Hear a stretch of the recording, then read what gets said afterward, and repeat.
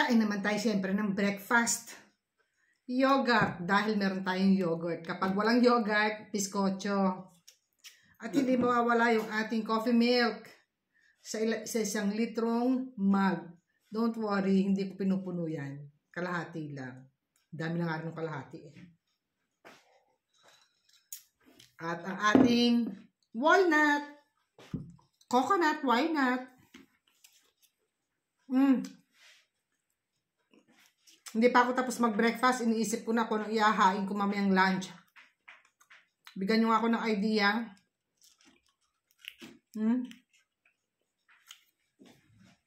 Kayo, anong ulam yung lunch?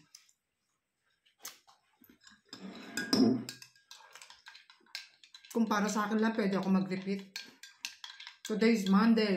Ano bang magandang kainin? Alam niyo bang problema din yung iniisip? Araw-araw kung anong ihahain, kung anong lulutuin. Napakahirap!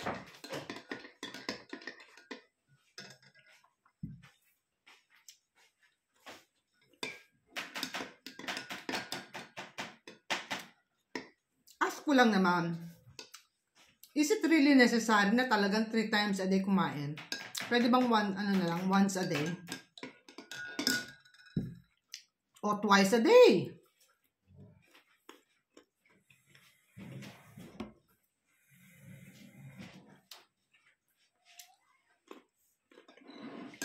Ang hirap, mag-iisip ka palagi kung anong lulutuin mo sa umaga, sa tanghali, sa hapunan.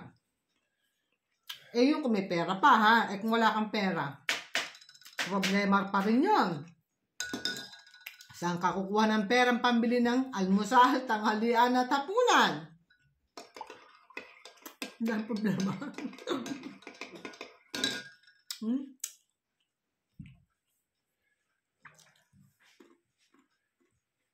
Naglilinis. Ay paawat.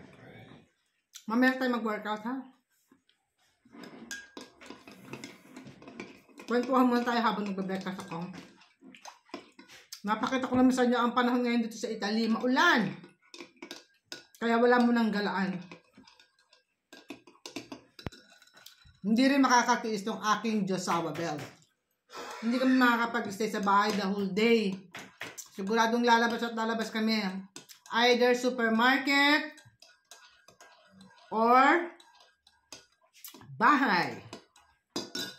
Sigurado supermarket. At least, makakapaglakad-lakad kami dun sa loob, di ba?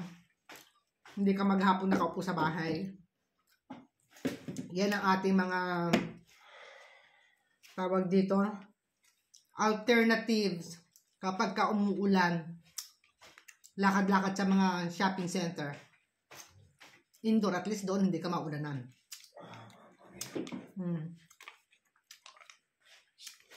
Ayan si Fabio.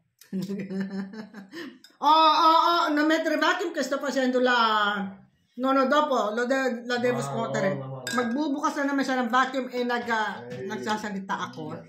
Yan ang hindi niya naintindihan dito, di ba? Napakahirap din mag-live. Mag-record dito sa ating cellphone. Sasabayan niya ng pagbubukas ng vacuum, hindi niya naintindihan. Sabi ko, ako nalang maglilinis. Pasensyahan nyo ng aking mata, laglag nakakunot, hindi ako galit. Ganyan lang talaga ang pagmumukha ko, laging gusot.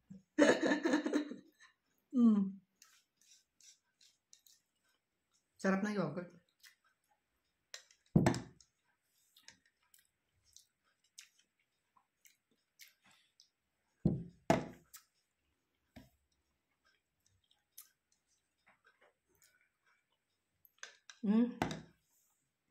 Walnut lang at saka yogurt, busog na ako. Wala akong prutas, sigurado pupunta kami ng supermarket.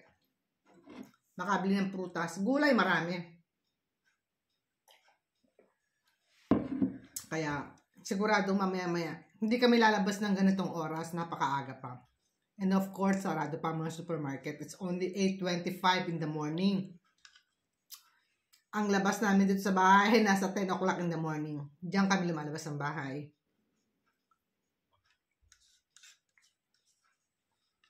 So ngayon may time ako mag-upload ng mga videos sa computer.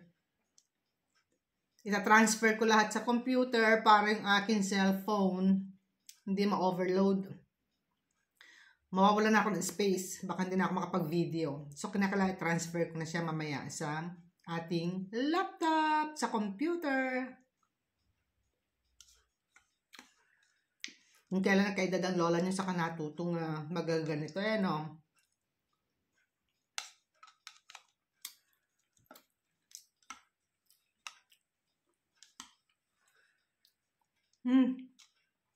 Hanggang sa susunod na tsikahan ulit tayo, guys. Diyan muna kayo, dito ako. Bye!